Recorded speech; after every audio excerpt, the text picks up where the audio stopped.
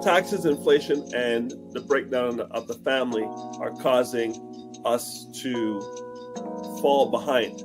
We have the lowest net worth in the United States, and I'm sure those numbers cross the border as well. Some people get the disability tax credit and they don't open the registered disability savings plan, and that's where the government puts in all the money of grants and bonds for a person with a disability who has done all the steps. Some people don't do all the steps. Well, good morning, everybody. It's Dr. Vibe here, host and producer of the award-winning Dr. Vibe Show, the home of Epic Conversations, and I'm the host of Epic Conversations 2020. I got a piece of fluff here.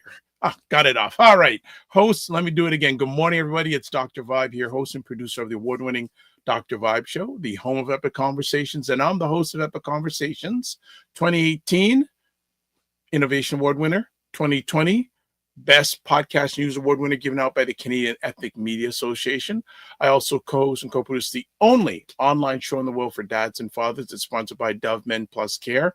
And since 2020, our team has reached out directly and indirectly to over 400,000 dads, fathers, and male caregivers around the world. Always, I like to say, you're blessed, highly favored, a magnet for miracles, and a solution for someone's problem. We're broadcasting live on December 20th. So for those of you who celebrate this thing called Christmas, it's less than 5 days. So I noticed earlier on this week, I think it was a Tuesday or Wednesday, the traffic was starting to ramp up. So now it's drive time, serious time. And the funny thing is, too, this is the last weekend to shop before Christmas. So Christmas hits on next Wednesday. So it's going to be madhouse from here on in. So I'm speaking that if you celebrate or you celebrate Hanukkah, Passover, I'm not exactly sure. So don't get mad at me if I didn't get it right. My head, not my heart. But also if you celebrate Kwanzaa, it's overdrive time now. So looking forward to it as always. My co-host, Ryan Oneil Knight, I didn't hear from him, so I'm hoping he's okay. Actually, for those of you who remembered, Ryan celebrated his birthday this past Wednesday. So I know a few sent out birthday greetings, and he sent a video message thanking those for all the birthday greetings. So I'm speaking that he'll be here today. If not, we're all good. Actually, our new friend for the Morning Vibe is in the green room, so we're happy to have him here. And he's dressed appropriately because it's going to get cold in Toronto this weekend. So he's dressed appropriately. He's covering his shine. So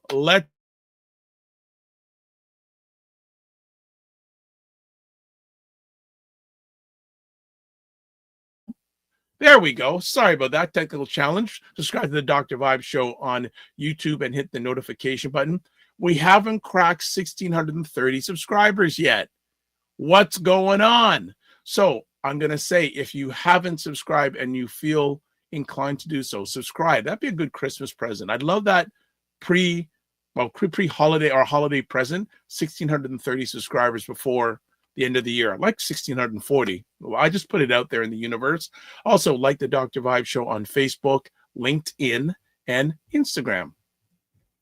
If you want to advertise your business, product, or service on any of the platforms that I'm a part of, please email me, dr.vibe at the drvibeshow.com. And always, too, join the Morning Vibe Discord group. Excuse me. One of the things I will be doing during the holiday season, I got to put a whole bunch of replays in there because probably the best time to do it when people have extra time to watch them. So that is good. Also, Indie Soup TV. What's Indie Soup TV? Indie Soup TV is an independent content creators platform that is powered by my, I can say now, digital friend, Dr. Tachi, who I've known for about 8 years now.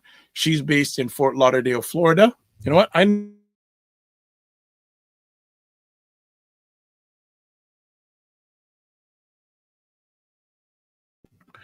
Okay, we're having some technical challenges, but we're going to push through this morning. So getting back to Indie Soup TV, that is powered by my good digital associate, Dr. Tachi, fellow content creator based out of Fort Lauderdale, Florida, has, I think, definitely 20 to 30 independent content creators, me being one of them. And since, I guess, in the last 9 months, has amassed over 20,000 YouTube subscribers. So that is fantastic. A number of the conversations that I host are on that platform, edited versions, but certainly on another platform. So it's all about the collaboration. But check out Indie Soup Media TV. Best place is probably just go to Indie Soup and go on YouTube and check them out. What else do we want to put up today? All right, let's get that off. Let's get that off, and let's do this today. Let's do this. Let's get this into the phrase. All right, let's put that up. Let's do that. And while we are looking at Christopher Lawrence, let's talk about Frequency Event Promotions presents Network Mixer 4.0, the Roadshow edition. It is going to be held on Wednesday, January 15th, 2025. Yes, 2025 from 6:30 to 9:30 p.m. It's going to be held at 245 Eglinton Avenue East. Major intersection is Mount Pleasant and Eglinton in the downtown or uptown Toronto, I guess, area. And special guests will be Chris Beth Cowie. She's a sales and e-commerce specialist, and she is the power behind Empower 4X. The Network Mixer's target audience is exclusive for entrepreneurs who are in their first to 5 years of business. And interesting enough, I was on, and I don't do it a lot. I jumped into someone's Instagram live last night. Lady who has a, I guess, loungewear, pajama wear for women. Last night, she was on Instagram with Chris, and we were just hanging out for a bit, found out more about her business. Luxury sleepwear. That's what it's called. That's the business. She's based in Toronto, been running for about 4 years, and we had a great roundtable conversation. But let's get back to it. The Network Mixer is to provide entrepreneurs with a better understanding of how to sell their products and services to their prospective and intended target audiences. It also teaches you how to leverage AI to transform your marketing capabilities. And it is a public platform that enables entrepreneurs to improve their business profiles, experience the power of networking at the Network Mixer, where you'll definitely forge meaningful business connections that can elevate your business, product, service, and or initiative. Some of the things that are also included with your attending: complimentary parking, a variety of light bites, vegetarian and meat options, exciting giveaways, prepared, and also make sure you're prepared to network. What you can do is register now on eventbrite.ca. If you type in the search bar Frequency Event Promotions, this information will come up. Also, to receive a 25% discount on the ticket, type in the code Dr. Vibe 2025, or you can email Frequency Event Promotions and at info@frequencyeventpromotions.com with the subject line Morning Vibe Show Network Mixer 4.0. And this is all hosted by the man, Christopher Lawrence. So let's get back to me. Let's get back to this. And let's get back to here. And so just again, some of the details. Frequency Event Promotions, there's the information. And you know what? Here we go. I put the wrong date up. Ha ha! I just realized that. So I said 2025. I put 2024. So let's do it correct here. January 15th, 2025 from 6:30 to 9:30 p.m. And if you can hold out till April, there's a guy who's in your screen not right now that's going to be sharing with the audience. So again, for the event in January, Chris Beth Cowie, register now, and there you go. You through and get a 25% discount on your ticket. Put in the promo code DRVIBE 2025, and also you can register by going to emailing info@frequencyeventpromotions.com with the subject line the Morning Vibe or Morning Vibe Show Network Mixer 4.0. All right. So what's been going on? So we've got some comments. Wayne Harris. Good morning, Mr. Harris. Hope you are doing fine. I want to put it out there to you. Are you going to be behaving yourself culinary wise, nutrition wise over the holiday period? And by the way, don't want to give the full details. Are things going well with the lady who wants to get some insurance coverage on the office space she just purchased? Don't want to give names, but I hope that's proceeding okay. All right. Hope that's doing all right. And everyone else, chime in, say hello. I know people may be in the holiday mood, so they may not have the numbers like always, but hey, check it out. Come on, comment. So before we go to break, a few stories that I want to touch base about. So going back to Monday, after Monday's show, I was speaking with someone after, and they said, "Did you hear what happened with the Minister of Finance in Canada?" I go, no. So for those who are plugged in or are not plugged in, on Monday, Canada's Minister of Finance, Chrystia Freeland, resigned. She resigned a few hours before she was supposed to give an economic statement for Canada. And the crazy thing is that she did on the day she was supposed to give a statement. Now, the Prime Minister of Canada, he still is the Prime Minister of Canada, Justin Trudeau, her and Ms. Freeland have been, him and Ms. Freeland have been sort of at odds for the last little while. And they were on a Zoom call on Friday, and he told her that he didn't want her, she was going to be replaced as Minister of Finance. Now, I don't think Prime Minister Trudeau expected her to resign the day that she was supposed to give an economic statement. That was boss move. That was a serious boss move by her. And I just went, wow. So right now, lots of speculation about, is Mr. Trudeau going to stay on, this and that. There's speculation that he was wanting to resign on Monday. He was talked out of it. So right now, the political climate, especially at the federal level, is in turmoil.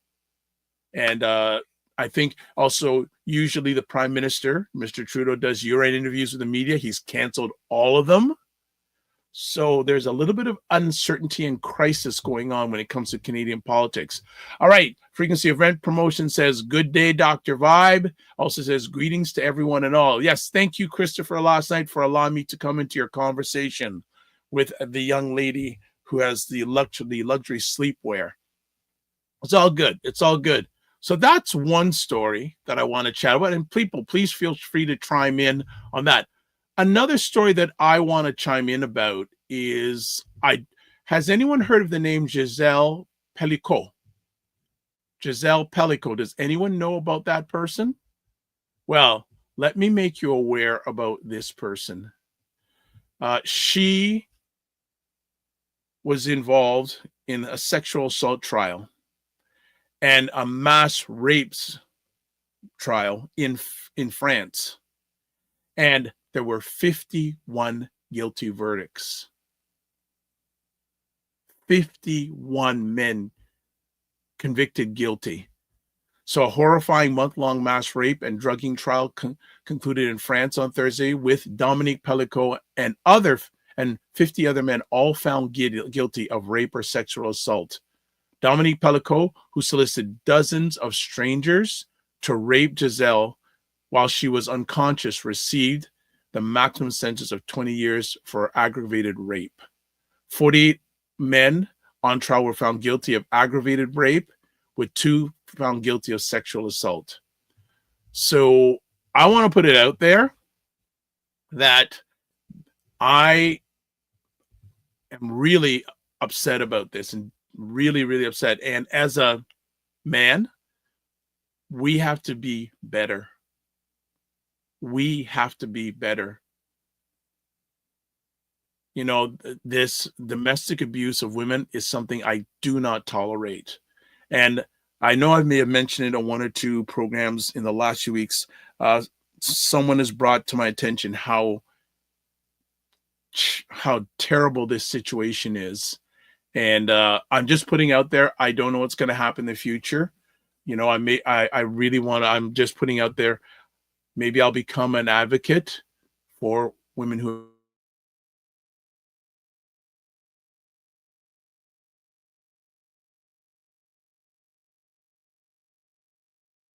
doing research on this trial and background. This lady is one of millions of women who have been abused, either physically or emotionally. And not only men, but we as a society, we have to stop this and have justice. Justice need to be done when it comes to this situation. So I just want to put it out there that anything that you can do for justice when it comes to this situation, we have to stand up and fight. Men, there's so many different ways, and this is a whole other conversation.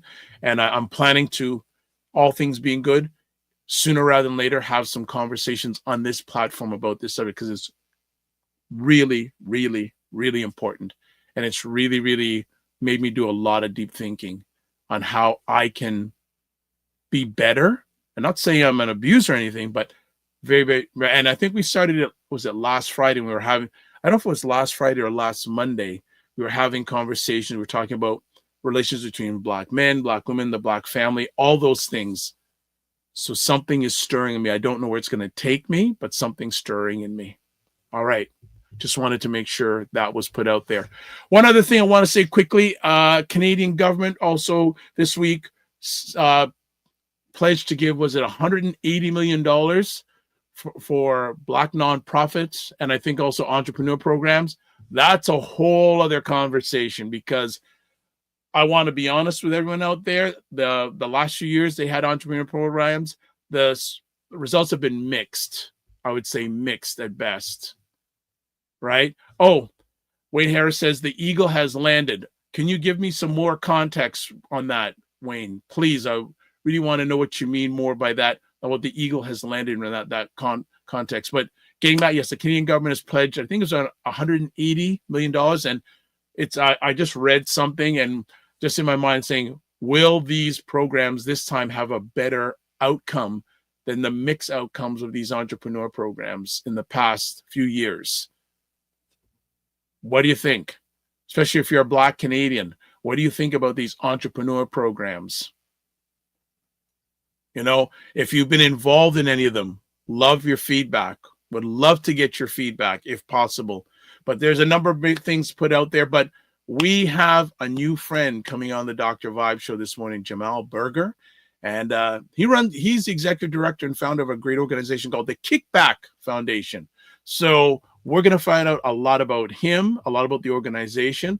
So what we're going to do is we're going to take a quick break, and we'll be back in a few moments, and we'll have Mr. Jamal Burger with the nice lid on the Morning Vibe show. So keep it tight. We'll be there. Let's see what we're going to run today.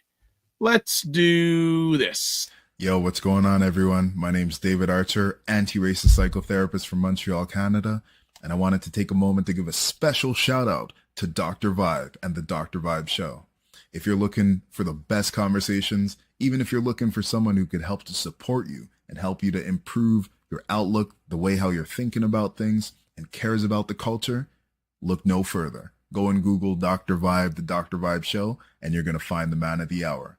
All right. So, yo, many blessings. Take care. Peace. All right. We call that gentleman the James Earl Jones of Canada with that voice. That is a real cool voice. All right. So let's get to it. So I'm going to put it up on the screen. It was brought to my attention about this organization called the Kickback Foundation. And I had no idea what Kickback is all about. And they say they empower youth in underserved communities to change your world through the demand for sneakers, for kicks. I say, I like that. I like that. So we are blessed and highly favored to have Mr. Jamal Burger, the CEO, founder, the lid of the Kickback Foundation. Need to unmute yourself, brother. There we go. We got it. Good morning. Outstanding. How are you? I'm doing fine. I'm happy to be here. I'm happy to have you here. How's your morning going?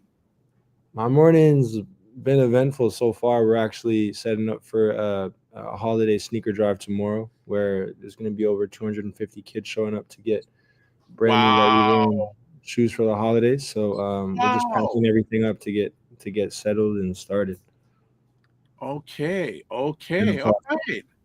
Yeah. So well, first of all, thanks for taking the time. And I know you always got things going on, but first things first, let's find out a little about you. What is your background? Which background do you want? Personal.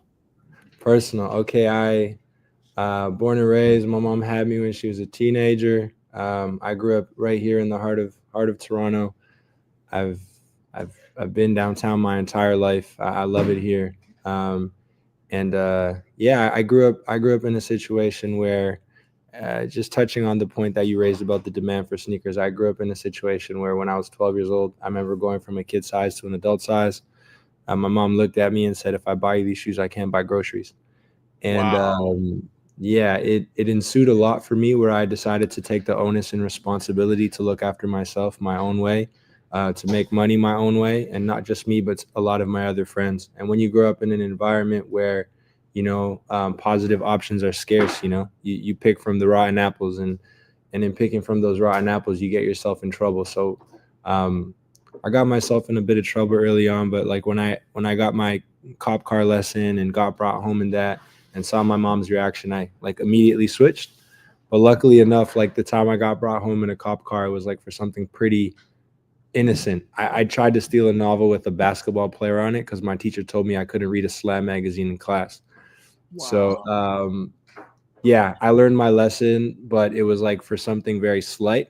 But all my other friends got caught doing the other things that we were doing, and they faced more severe punishments. And ultimately, like once you're in the system, you're in the system, and it's hard to get out. Fast forward, I'm looking back, I'm like 21, 22 now. All my friends are gone due to like, systemic inequity, oppression, etc. And I'm now experiencing success as a photographer using a camera that I was borrowing because I never had the money for it. And these brands started wanting to send me sneakers in the mail because I had a lot of followers on Instagram, and I just thought it was stupid. So when I thought that was stupid, I tried to redistribute, reorganize, and essentially Robin Hood all the sneakers that were being sent in the mail to me, because one of the things I believe in fundamentally is like, how do you show up for your 12-year-old self? And for me, I think at that time it was just access to footwear.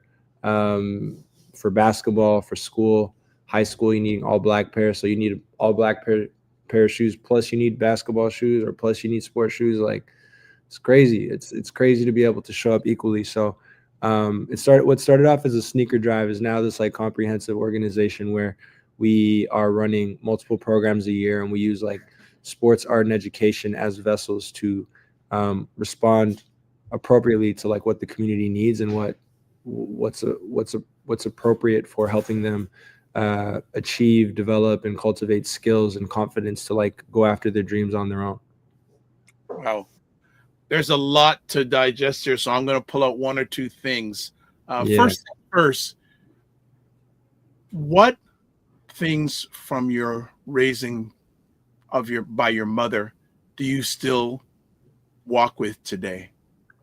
I think trust.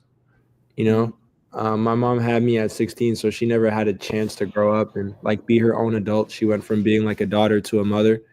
And I think the thing that she always afforded me, and it's less of a lesson, but more of a permission, and she just always trusted me. She knew she didn't know everything, and she trusted me enough to navigate the world as I saw fit. And I know that doesn't work for everyone, but I guess I got lucky and it worked for me. Cool. I love how you said about your 12-year-old self. Where did that thought process come from? Where does that thought process come from? I think the worst thing that we can do in our lives is become successful as somebody we're not. And to determine how to show up in the world as ourselves, I think we need to look back and reflect on when we needed someone most. And I think that age range between 11 and 13 is kind of when we go from being a kid to an adult. And it's very jarring, especially like, at least for me, like by 12, I was the man of the house. I was making money, buying groceries, doing all types of stuff just to take care of my family. And when you go from a kid to an adult, that jarring experience, like it confronts you in a way, and it's unique for every person because we're all different people, right? So I use that point of your 12-year-old self because I feel like it's the first time, and for some it's earlier, for some it's later, but you're like hit with like a reality check, and that reality check, in more cases than not, it's unfair, it's inequitable, and it's our job to address that in like a way that we can responsibly and do the best we can to like make change or like just push the envelope a bit on that agenda. looking back to your 12-year-old self, what would you say to your 12-year-old self if you had a chance to go back and talk to that 12-year-old self now?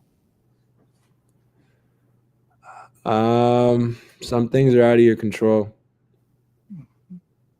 You're not responsible for everyone.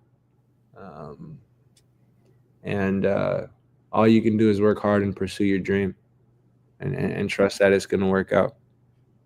Okay. Let's talk a little bit about the foundation. Where did the idea come from? I think the idea came from that experience of like not being able to access sneakers. And then as a kid, with the logic that I had at the time, going out to figure out how to make money and to take care of my family in the best way I knew how. So for me, my thought was like, if I can just erase that thought from one kid a year, maybe I can save somebody, you know? Like when I think about the 10 close friends I had between 12 to 14 and them all being gone now, and me being one of 10, essentially, like I'm hoping that in this organization that I'm building, we can get that number from like, 1 out of every 10 or 1 out of every 100, to be honest. If we can bump that up, by a few percentiles, and then we've done something, So for me, what this organization is and what it intends to do is it intends to cultivate opportunity that kids wouldn't otherwise be able to access without us. I base it a lot on like my lived experience and the staff's lived experience. I have a great team of leaders, and we get super creative and super intentional with how we show up. Nice. Okay, so you had this idea to start this organization. Where did it go from there? So how did the idea become a reality? It became a reality. The first 2 years, it was just like a side thing. I did a thing that, first 5 or 6 years is something I did off the side of my desk while being a photographer, filmmaker, director. But how this all came to be was after doing 3 sneaker drives in the first 2 years of the organization's existence, I just told myself I'm going to do one thing a month this year. I had no expectations of what it would become. I just wanted to like make space and time to do one thing a month. And I think that was 2018. And I held myself accountable to that one thing a month. And then by the end of the year, I was like, oh, wow, like I want to turn these moments into programs. It's ultimately just been like this snowball effect that's been built off of a genuine care to improve access to resources, knowledge, employment, safe space. It's all just been motivated by that. Like the snowball effect, it has landed us here where we are today. Nice. The family is bringing in questions. And also, good morning to Dr. Tachi. Good morning, Dr. Tachi from Indie Suit Media. Good to have you here this morning. There is a question. Frequency Event Promotion says, good day to your guest. Jamal, does your organization have charitable status? We currently operate as a nonprofit, but we're trusteed by Visions of Science. So we're able to... Is that, what's his name? Virginia? Yes. Okay. Yeah, we're trusteed by them. So we're able to accept donations and issue tax receipts. That way we operate as a nonprofit because when creating something out of your back pocket, and there's all these, stipulations around what comes with being a charity, like we're building towards that, but we're able to offer the same thing with like our trusted partner in Visions of Science, and they make sure that how we operate and execute our impact is done ethically, responsibly, and financially and programmatically. Great. So for people watching, just tuning in or watching the replay, we're speaking with Jamal Burger, Executive Director and founder of the Kickback Foundation on the Morning Five this morning. If you want to find out more about the organization, I've put it in the comments section on most of the platforms you're watching this live or in the replay, but also you can screenshot there. There's their website, Instagram, TikTok, Threads, LinkedIn, Linktree. There's all the deets, all there.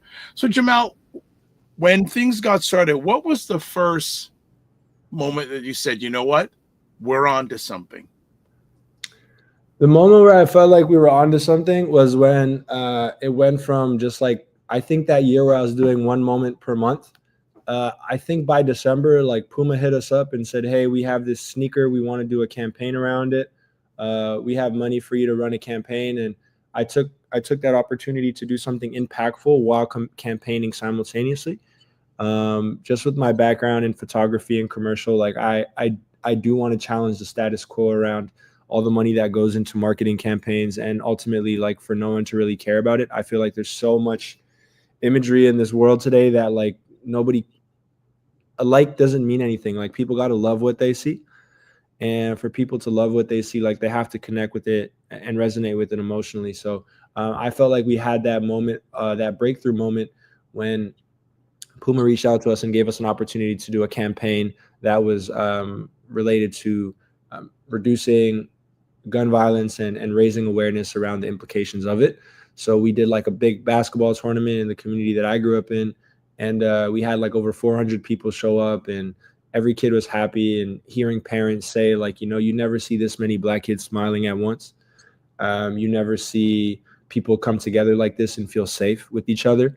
That hit home. When the mom said that to me, I was like, all right, cool. Like, we have something special, and it's my job now to figure out how to connect community to opportunity and to entities that genuinely want to make an impact but don't necessarily know how.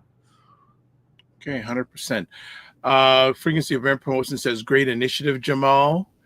And also says, he says, last question. You can ask more questions if you want, but where is your organization based in the city of Toronto?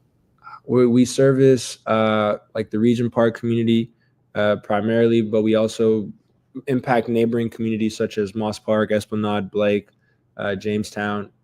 We also work in the Scarborough community as well, in Greenbrae and Empringham. And we actually have another program within our ecosystem where we teach kids from all over the city to make their own nonprofits. We teach them how it works. So by virtue of being catalysts for, you know, young, energetic youth who intend to make impact throughout the city, like, we've been able to touch a large part of Toronto and the GTA, but we're based in the downtown east community and the neighboring underserved communities that it comes with. Good stuff. So Wayne Harris says Francis Jeffers, and also says, yes, your referral is set up for commercial insurance. All right. Good stuff. I want to ask you, or want to converse with you in regards, where do you get your thought process from? Because I love your thought process, and you had it at such a young age. And coming from the background you had, some people say, like, how did he do it? Like, how did he get this mindset to be persistent, consistent, and see a bigger vision? I've just always had this, like, I think when you grow up in a reality that's like hard to accept, you, at least for me, I found solace in like looking into the future. Today being, you know, in my early 30s now, I'm now trying to retract always like kind of living in the future to be a bit more present, but that vision has never left me. That vision stays with me. I've been like imagining my future since I was 8 years old and realized that something needed to change. And I think the only thing that's allowed me to like improve in my thought process is like the constant refinement. I write every day. I reflect on my thoughts, my feelings. I don't keep anything in my head so that I'm as clear-minded as possible to just articulate and understand where I'm at in this like current moment. And I think I've benefited from just amazing people that I've been able to be in close proximity to, work with, learn from, and be inspired by. Nice. You mentioned that Puma approached you. Did you in the early stages approach companies, or did they come to you? How did that happen? I had a lot of relationships from my photography career. Okay. So like I've photographed a bunch of stuff for Puma prior to that. So I've had relationships with all types of brands. And my whole thing when starting, I mean, short story. I was a photographer on set of a commercial when I was like 21 or 22, and they were doing a story on this basketball player, and he and I were the only two Black people on set. And I was like, I feel like they're super tone deaf in like approaching this story. Like, I want to be the one telling the story. So, and I want to create a commercial agency that is much more diverse than the set I'm on today. So I actually did create a commercial agency with 2 partners at the time. I left it last December, but in that 5-6 year span, we told a lot of very diverse stories, hired very diverse crews, and I feel like personally we shifted the landscape in terms of diversity in the commercial production space with the time that we had together. So there's a lot of relationships that came from my photography and the agency that I co-created with the 2 partners at the time. Okay, great, fantastic. You have a very unique lens on what's going on with youth in the city of Toronto. Can you provide some of that lens for some of the people that are watching? Because we have people in Toronto, we have people around the world. You have been in that space for a long time. Can you share what's going on in their world? What's going on in their world? I think that the things that that's such a loaded question because there's so much, but you got time. Well, time. On our end, we got time. No, you don't got time, but whatever you want to share, whatever comes to your head and heart first. I think the world is overwhelming, I think the world is overwhelming now more than ever. Like as adults, even with like a more robust sense of self, I mean, it's subjective at the end of the day, but I think kids are overwhelmed with what they're exposed to, access to information, especially kids who go to underfunded, underprivileged, like underserved schools. I feel like the gap on access to education, understanding, sense of self is just widening. It's unfair. We're up against a giant, but hopefully if you can cultivate, and a big part of Kickback's mission is to cultivate, future change makers. So if we can get kids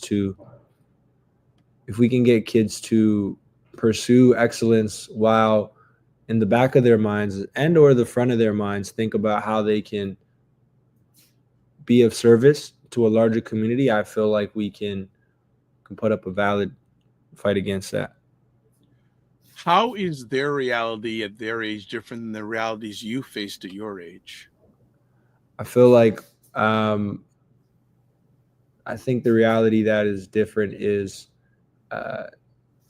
like I think growing up, just this idea, I'm just like thinking of one thing off top, but comparison, finding yourself, understanding who you are. Like now it's not just the people you go to school with, it's the whole world, so it's very easy to like be hard on yourself. It's very easy to feel like you're not worth anything. It's very easy to feel like you're not understood or there's no place for you in this world because you're kind of overwhelmed by the amount of options that exist.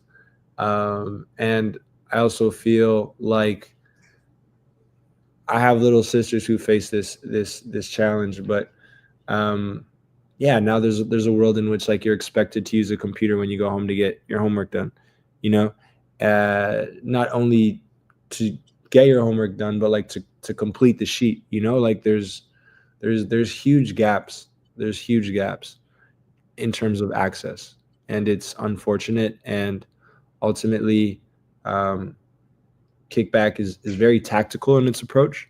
It's very sensitive and empathetic to that reality. And honestly, we're just trying to help people understand who they are so that they can navigate the world to the best of their ability.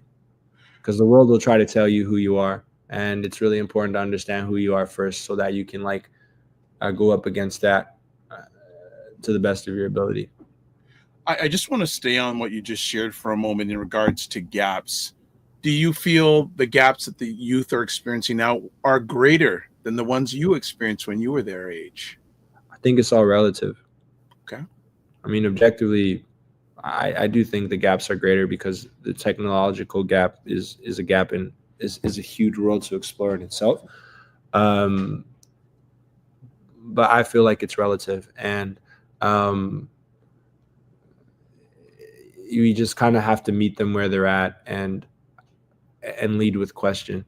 You know, like what a problem was to my mom at 12 and what my problem was very different. And my mom could easily say that, you know, back in my day, like I didn't have, but I don't know what that looks like. I don't know what that feels like. So I can't use my experience as a reference for them. I just kind of have to meet them where they're at. Okay, so one of my producers has a question, two questions for you. One, have you seen anything involving youth and gang violence? Yeah, I think with gang violence, youth safety, any youth that interact with that space, social media makes it even harder. And I'll just use like a microcosm of an example. There's a youth that I've been close with for over 10 years, and he's about 19 now. And he was making rap videos for a little bit and realized that this is not for him and he didn't want to do it anymore. But he looked at me and said, I can't even go get a job if I wanted to at a grocery store, because if someone sees me working at a grocery store, like the rap career for whatever it is at this current moment, like would be done. Because if I'm seen doing anything other than that, then that's a problem for my image, my reputation, my sense of self. Wow. I'm adding to what he said, because he just said I can't work anywhere now but be a rapper, but show up as this, because I could get clowned on social media. Things could go around. You know, back in the day, like if you got in a fight, it was just a conversation. But like now, if you get beat up, everyone sees it. You're almost forced to retaliate. There's just so much further embarrassment, humiliation, banter, and antagonism can go through social media platforms. What does that, from what you just shared, that young person's story, what does that tell you about our culture today? What our culture today? I think, in essence, if I was to boil it down to one thing, I think I think a lot of thinking is fear-based. I think we're taught to be fear-based in thought, which is tough. I think when you grow up in a privileged situation, you are able to be more love-based in thought and just like, you know, see the best in yourself and the inevitable opportunity. But I think at least the culture pertaining to minorities, underrepresented groups, I feel like there's always this sense that we're up against the world. Hmm. Yeah. One of the things that I hope for is that we learn more to lead with love than fear. 100%. And that's the only way through. I think whether we're ready for it or not, we have to lead with love, because fear will paralyze us. It'll limit our ability to achieve success. Because I say this in the most empathetic, sensitive way, but like when you grow up in an underprivileged situation, like you're not exposed to what the world has to offer, like across the spectrum. You're exposed to like a microcosm of a reality. And if you think being recluse with what you have and what you know, as much as it is as a way to protect yourself and to, you know, make it through this like hard life, there's something that has to give, and there's something that requires a type of openness to kind of break through break through these barriers that like the city, the government, this whole ecosystem, the economy has set up for us. You know, like there's larger people at play that don't want to see us win, and if we try to hold on to our own without being open to what's out there, you're kind of more likely to stay within that reality than to change it, you know? Good. One of the producers here has another question. Is there anything that kids tell you that's about their lives that is eye-opening to you at all? Anything that kids tell me that's eye-opening about their lives. I think at least at Kickback, one of the things I love that's happening, and this is me being like love-based and thinking and focusing on a positive, is more kids are seeing that it's possible to become something and make space to be impactful at the same time. Like, I think when I was a kid, it was like either you become successful or you work in service, you know, and like there was no middle ground. And the nonprofit space is historically very blatantly like underfunded, and you know, like it's a huge venture to like enter this space and think and feel as if you could like make a living doing this. But I think more kids are thinking about how to be creative in making space to give back. So that's a big positive for me. And I think a lot of kids do want to help and they do care. But it's just a matter of breaking through.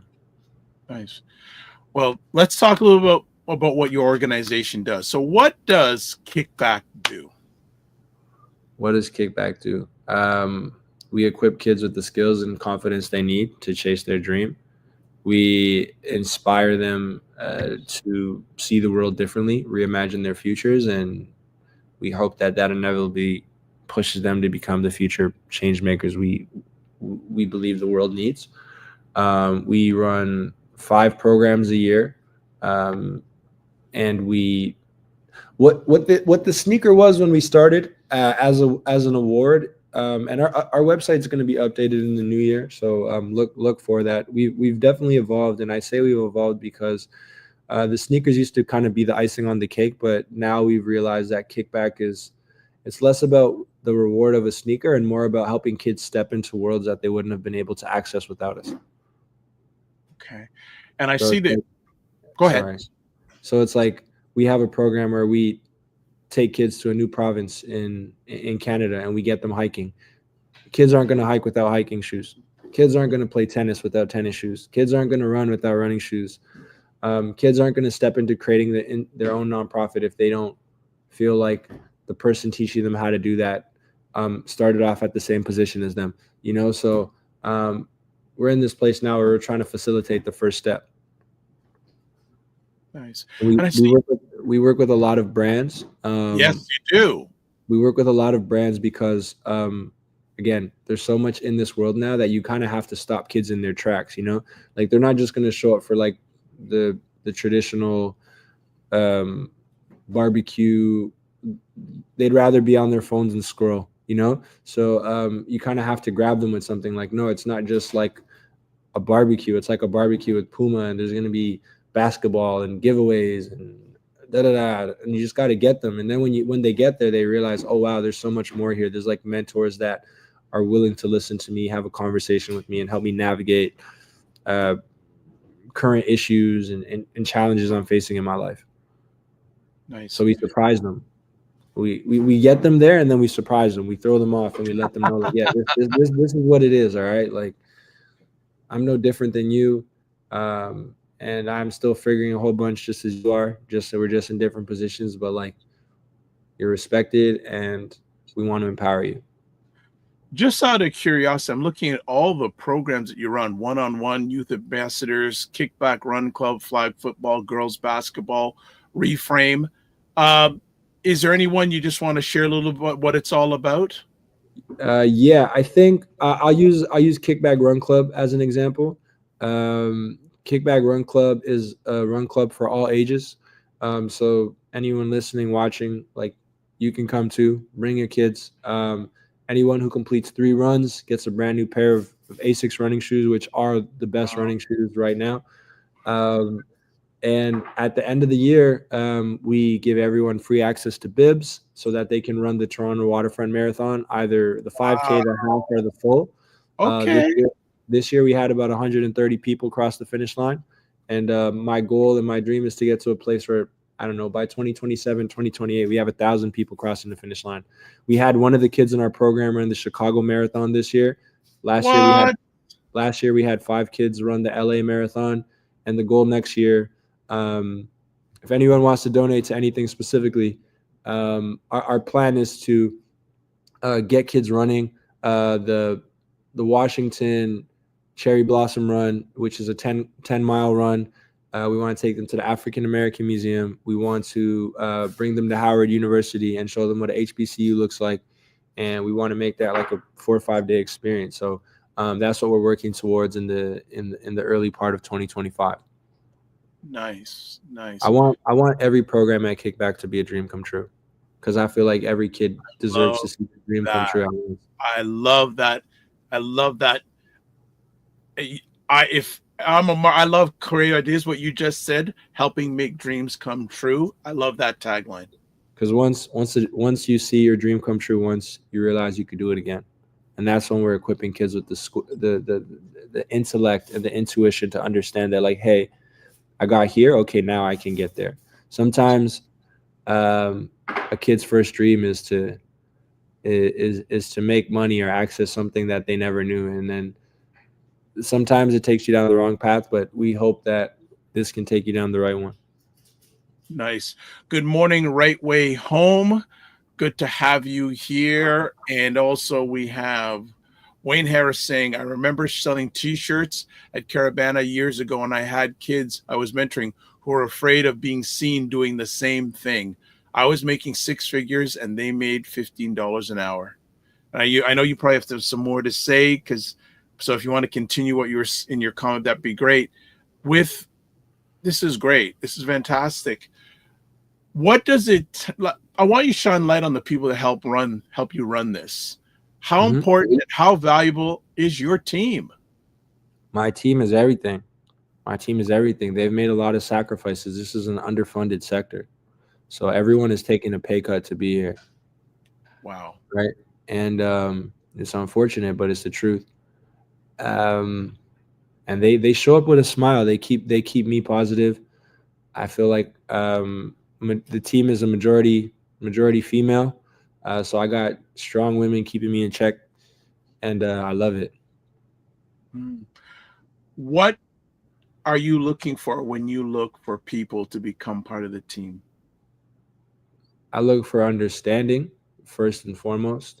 And then from there, I look to see if people are actionable, if they care to grow, if they care to make an impact, and from there, if they're honest, I just do my best to grow with them. Do you get any downtime? And if you do, what do you do in your? Not yet. Almost there, man. Almost there. Well, I'm speaking that you get that, because we don't want you to burn out. Yeah, I've been there, done that, man. You know, you go through it, you come back a little stronger, a little bit damaged, but you do what you can. I'm definitely like in the process now of thinking about how I can be a part of a succession plan that I was a photographer. I didn't come from no business background. No, I never took no course on starting a nonprofit. I just did it with people I trusted and people that like complemented my weaknesses, because I'm very self-aware in that category, and I know where I'm not best suited. And what I'm realizing now is like I'm not best suited to handle the day-to-day logistics of this. I'm best in the position of like dreaming, and I need somebody to come in and support that dream, and from there we make it happen. And it's gonna happen. It's gonna happen very soon, and I'm really excited about it. I feel like I'm like this close. I'm already there, but I'm this close to like getting the freedom that I need to think bigger, essentially. When that day comes, what does think bigger look like?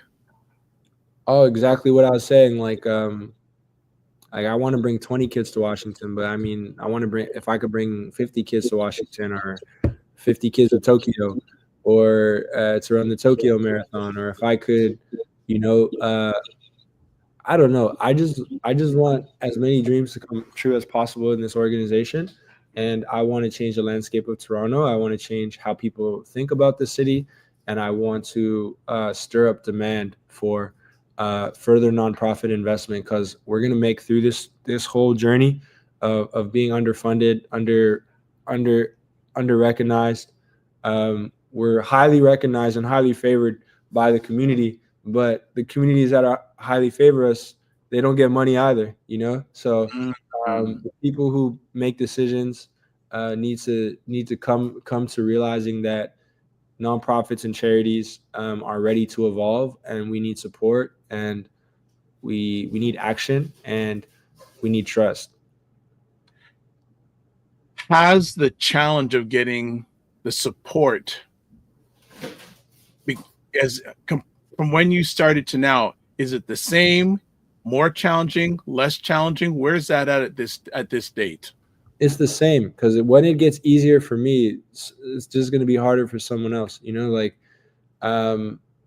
if I get a grant, then someone else doesn't. You know, like I don't like that. So I'm more interested in cultivating like new investment, where I'm not stepping on anyone's toes. I'm getting people to realize how important this thing is. So I don't think it'll ever get easy. I've listened and heard people who've been in the sector forever, and like it doesn't get any easier. It just changes. But if you're in it, you're in it. And all we can do is like try to make the processes that we utilize to show up and make impact. We can try to make that easy, but the funding piece is never going to get easier, unfortunately. Okay. Well, I know that you've got things to do, so we'll start winding it down. I'm going to put the same question, but different parts on it. What would be your call to action to the people that have the resources to help you, but aren't? What's your call to action to them? Find an organization you align with, send them an email, ask them, how can I help? And trust them. Okay. What is your call to action to parents?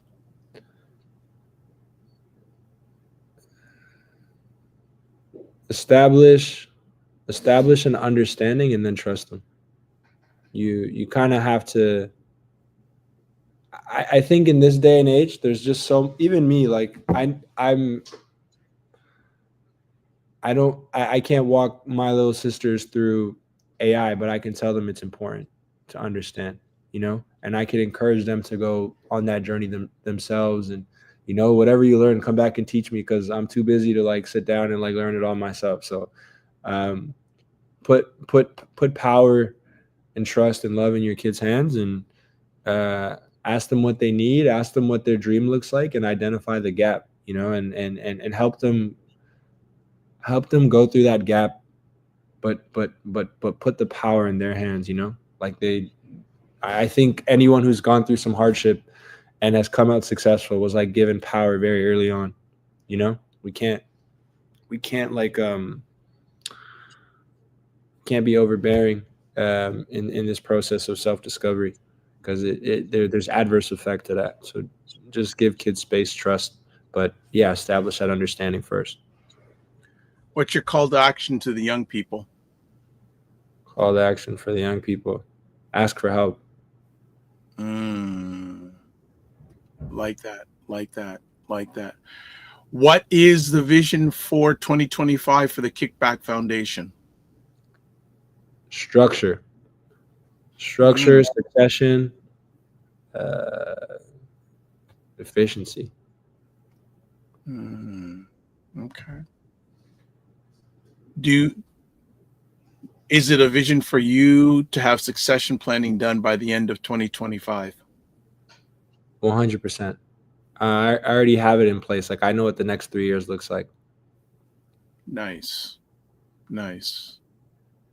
That's fantastic. Well, sir, it's been a pleasure and honor to meet you, because I did not know who you were until Michael brought you to my digital doorstep, but I'm glad I know who you are. Certainly, I'm going to ask from Michael if we can have an offline conversation to see if there's anything can assist in amplifying your organization. Thank you very much. I appreciate that. I'm also very happy to meet you as well, and very thankful for what you're doing, and making yourself available to like share knowledge, information, and making it accessible to those who need it most. So I appreciate you. Well, no problem. I'm going to just say in closing, I love what your organization has done, are doing, and will be doing. And as I said, looking forward to an offline conversation to see if there's anywhere I can help serve and take it to the next level. 100%. Let's do it. All right. So as always, I like to say, don't just manage your time, manage your energy. Remember to give yourself grace. And also, if you can't make money, make history. Yep. All right. Look, thank you so much for sharing with us today. Have a great holiday season in 2025. And we will certainly be in touch. I'll get your contact information from Michael if that's good with you. Yeah, 100%. Let's do it. All right. Have a good day. Keep the faith, my brother. All right. There we go. Great conversation. Any questions you have about that conversation, any feedback, comments, great organization. And this is one of the things I love about what I do. I had no idea about this organization until I guess the person that's handling their PR reached out to me, and I took a look and said, yeah, I live in Toronto. I didn't even know about this organization, and I learned so much today. So anyone have any comments, feedback on today's show? And there again is their website information, Instagram, TikTok, Threads, LinkedIn, Linktree, etc. Again, on most of the platforms that you're watching this live or on the replay, it's in the comments section. Anyone have any takeaways from that conversation today? And as we're doing that also, coming up on Monday, Ryan should be back with us.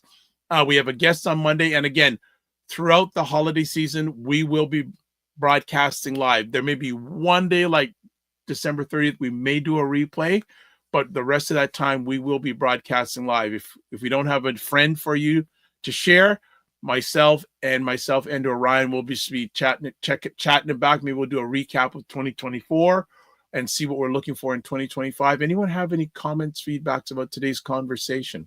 I want to say thank you for those who watched live on the replay. What did you think of Jamal? Great thought process. I think there's a book there too. I definitely think there's a book in the making there. So he had some comments. Dr. Tachi said about the comment that Wayne made a little while back, said, wow. And yeah, so it was a great chat today. Dr. Tachi said, wow, to Wayne Harris's conversations. Going back to the beginning where I mentioned about the Canadian government giving some more money to Black entrepreneurship programs, Frequency Event Process says the programs are needed. I believe they're needed. I just want to make sure that they're run efficient. Because quick little thing, I was reading a comment someone made about the giving of more money for the Black entrepreneurship programs. The person said to Rishi Valdez, the Minister for Business, she said, this person was saying, you know what? I think it's great that, okay, I'm trying to get this comment off. Just give me a second here. It's way, okay, I don't know how to get this comment off. Hold on. There we go. It's off now. Good. Thank you, producer. Yeah, saying that, yeah, it's great that, $180 million is going to another set of programming for Black entrepreneurs, but what about entrepreneurs in other cultures? Interesting point, because remember, the money that's given to run these programs is taxpayer money. So that's about it. So what is everyone up over the weekend? We're going to probably be getting out in just a second. Anyone have any final comments for the day? So just to tell everybody, tomorrow at 7 p.m., Primetime Saturday with Isha and Lala, it's going to be an Ask Us Anything show. So if you're around your computer, tablet, or cell phone, ask us anything. So you can ask Aisha K. Staggers, Laura Lala Key, and myself. You can ask us anything. And it'll be the last live show we're doing for 2024. Then, as I said, and on Sunday night, we'll be doing a Black Men Can Talk. I think we're going to be talking about the celebration of Kwanzaa. And then throughout the week, we'll be doing stuff on the Morning Vibe. All right. Seems that everyone's quiet today. Are you winding down? Are you going to go out and fight the malls or fight the traffic? No worries. All right. So a few things. Let's call it a day. As always, if I can get this thing, having challenges, technical challenges, we're overcoming. Subscribe to the Dr. Vibe Show today and hit the notification button. So if you haven't subscribed to the YouTube channel, please, if you're up to it, do that. I'd like by Monday to have 1,630 subscribers, but it's all in. I just put out to the universe. Also, like the Dr. Vibe Show on Facebook, YouTube, and LinkedIn and Instagram. I said LinkedIn. I already said it with the YouTube. Also, to advertise your business, product, or service on any of the platforms that I appear on, email me dr.vibe at the vibe.com.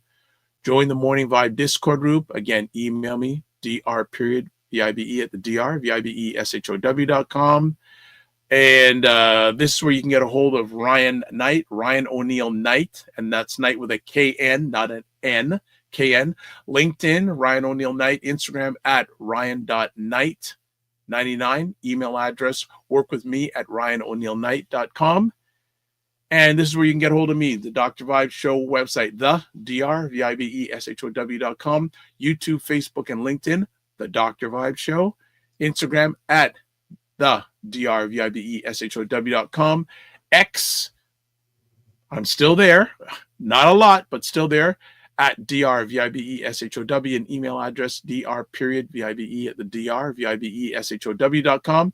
And you can also catch me on Blue Sky. Yes, I'm getting there. I'm not fully there, but I'm starting to do some content creation on Blue Sky at drvibe.bsky.social. There we go.